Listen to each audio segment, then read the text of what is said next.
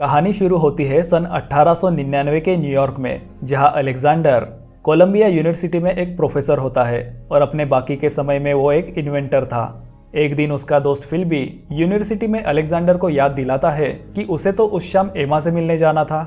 ये सुनते ही अलेक्जेंडर तुरंत ही फिल्बी के साथ अपने घर के लिए निकलता है। घर से तैयार होकर अलेक्जेंडर जैसे ही एमा से मिलने निकलता है, अलेक्जेंडर की हाउसकीपर मिसेज वॉचिट हाथ में रिंग लेकर खड़ी हो जाती है, क्योंकि उसे पता था कि अलेक्जेंडर तुरंत ही उल्टे पांव रिंग लेने वापस आएगा, जो वो हड़बड़ी में भूल गया था। अलेक्जेंडर जैसे ही पार्क पहुंचता है तो गेट पर खड़ी फूलवाली उसे खरीदने के लिए फूल ऑफर करती है। वो पलटकर फूलवाली के पास आता है तो उसकी नज़र उस युग की पहली पहली कार पर पड़ती है। वो कार देखकर बहुत सरप्राइज हो जाता है कि कैसे बिना घोड़ों के वो चलती होगी, क्योंकि उस समय घोड़ा गाड़ी ही प्रचलन में थे। तभी कार का मालिक अलेक्जेंडर को बताता है कि कार अक्सर चलते चलते बंद होकर रुक जाती है और फिर बीच सड़क में कार के फॉल्ट को ठीक करना पड़ता है। तभी अचानक से कार चल पड़ती है। अलेक्जेंडर झटके से हैंड ब्रेक लगाकर कार को रोक देता है। कार का मालिक अलेक्जेंडर को धन्यवाद देते हुए कहता है कि वो कार के हैंड ब्रेक लगाना अक्सर भूल जाता है। फिर देर होने के कारण वो बिना फूल खरीदे ही एमा की ओर भागता है। जब वो एमा से मिलता है तो वो वहाँ स्कीइंग कर रही थी। एमा उससे कहती है कि वो आने में लेट हो गया। वो उससे पूछती है कि उसने उसके लिए जो फूल लाने का वादा किया था वो कहाँ है। वो उसे बताता है कि वो फूल लाना भूल गया क्योंकि उसका ध्यान भटक गया था। अलेक्जेंडर एमा से कुछ जरूरी बात करना चाह रहा था, लेकिन आसपास के लोगों के कारण अपने मन की बात कहने से हिचक रहा था। तब एमा उसे पार्क में थोड़ी शांत जगह पे चलने के लिए कहती है। पार्क के उस शांत कोने में अलेक्जेंडर एमा से अपनी दिल की बात कह देता है और फिर उसे प्रपोज करते हुए अंगूठी पहना देता है। तभी अचानक वहाँ एक बदमाश आ धमका और उसने अलेक्जेंडर का वॉलेट, घड़ी और दस्ताने छीन लिए।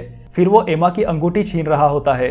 तभी अचानक छीना झपटी में गलती से उसकी पिस्तौल से गोली चल जाती है और एमा की मौत हो जाती है। एमा की मौत हुए 4 साल गुजर चुके हैं। अलेक्जेंडर पूरी तरह से दुनिया से कट चुका था।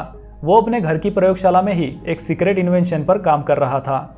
एक दिन अचानक फिल्बी उसके घर आ गया और उसे उसके साथ उसके घर चलने की जिद करने लगा। फिल्बी उसे समझाता है कि अलेक्जेंडर उस हादसे के लिए जिम्मेदार नहीं है और जो हो चुका है उसे बदला नहीं जा सकता। तभी अलेक्जेंडर फिल्बी से कहता है कि वो गलत है क्योंकि वो बदल देगा। फिल्बी अलेक्जेंडर का इन्वेंशन देखने की जिद करता है।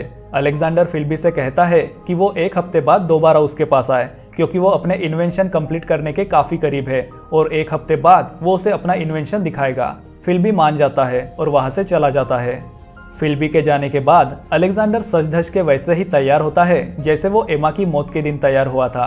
फिर वो उस प्रयोगशाला में लगाया हुआ एक विशाल पर्दा हटाता है। उस पर्दे के पीछे थी एक विशाल टाइम मशीन। वो टाइम मशीन शुरू करता है और 4 साल पीछे उसी शाम पे पहुंच जाता है जिस शाम एमा की मौत हुई थी। वो एमा के पार्क में आने से पहले ही पार्क में पहुंच गया था। उसकी नज़रें पार्क में एमा को खोज रही होती है।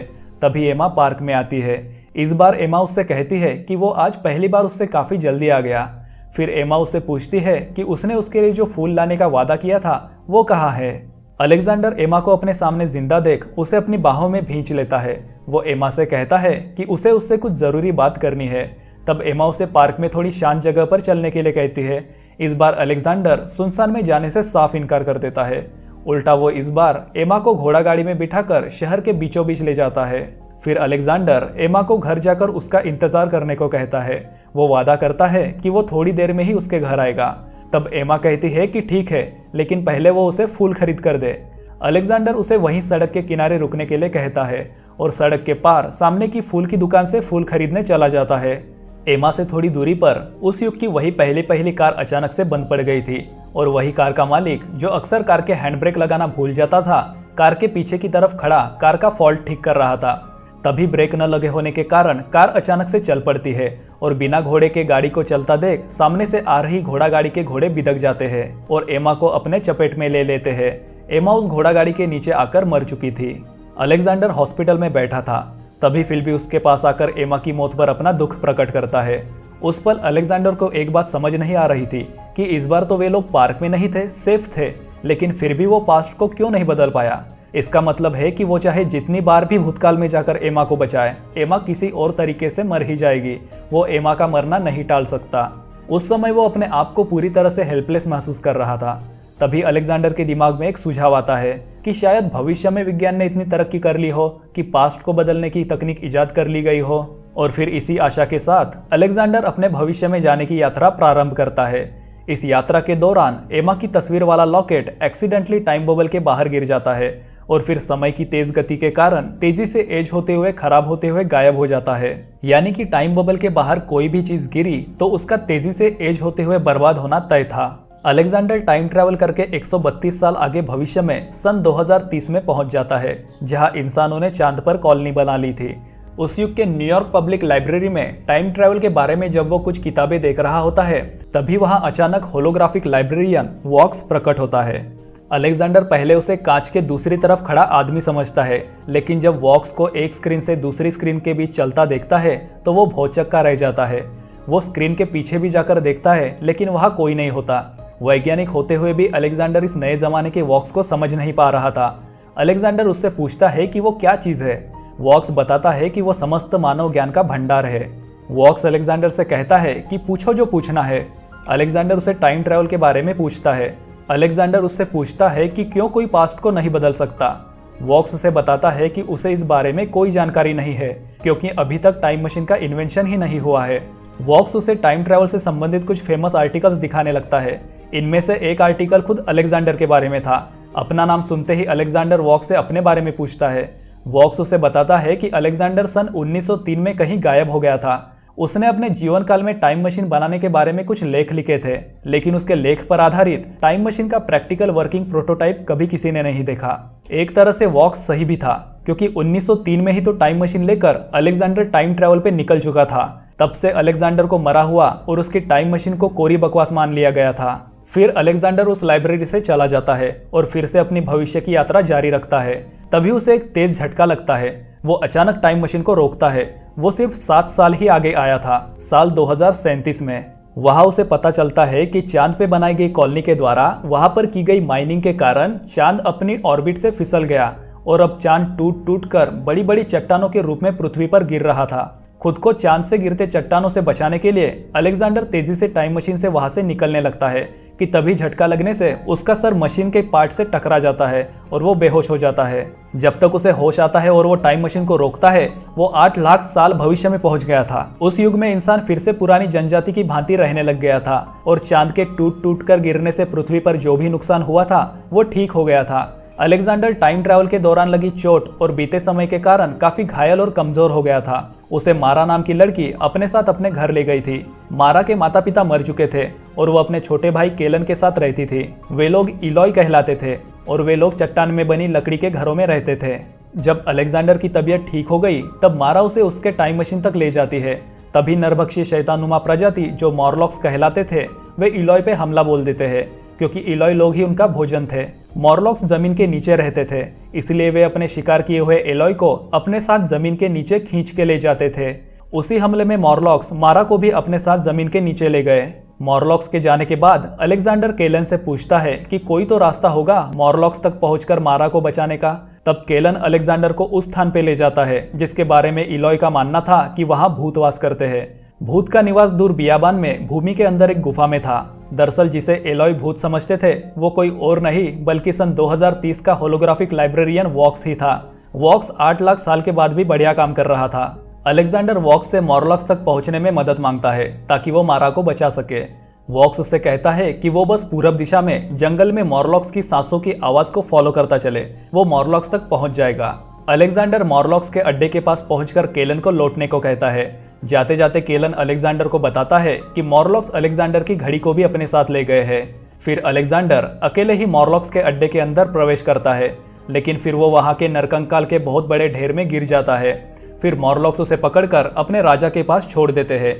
अलेक्जेंडर राजा को देखकर चौंक जाता है, क्योंकि वो काफी हद तक इंसानों की तरह दिखता था। मॉरलॉक्स का राजा मॉरलॉक्स के वहशी स्वभाव के विपरीत काफी शांत नजर आ रहा था। अलेक्जेंडर के चेहरे पर आश्चर्य के भाव देख राजा उसे बताता है कि मॉरलॉक्स हमेशा से ऐसे नहीं थे।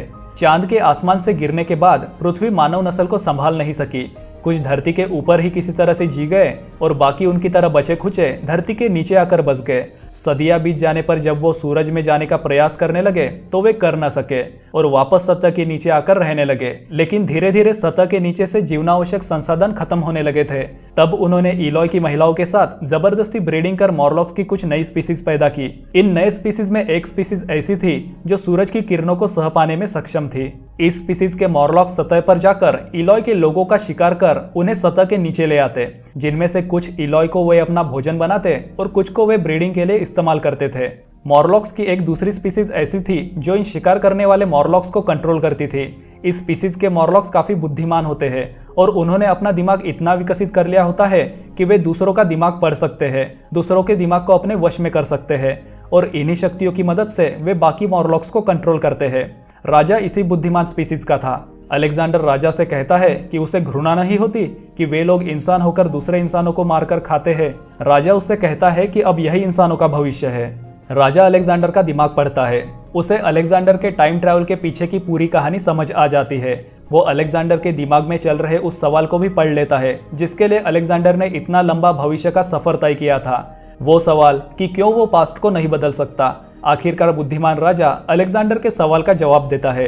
राजा अलेक्जेंडर से कहता है कि हम जो भी कार्य करते हैं उसके पीछे कोई ना कोई कारण होता है। जैसे अलेक्जेंडर ने टाइम मशीन बनाई तो उसके पीछे कारण था एमा की मौत। अगर एमा जिंदा होती तो वो कभी टाइम मशीन बनाता ही नहीं। टाइम मशीन के अस्तित्व के लिए एमा का मरना जरूरी है और इसी वजह से वो टाइम मशीन का इस्तेमाल करके एमा को नहीं बचा सकता।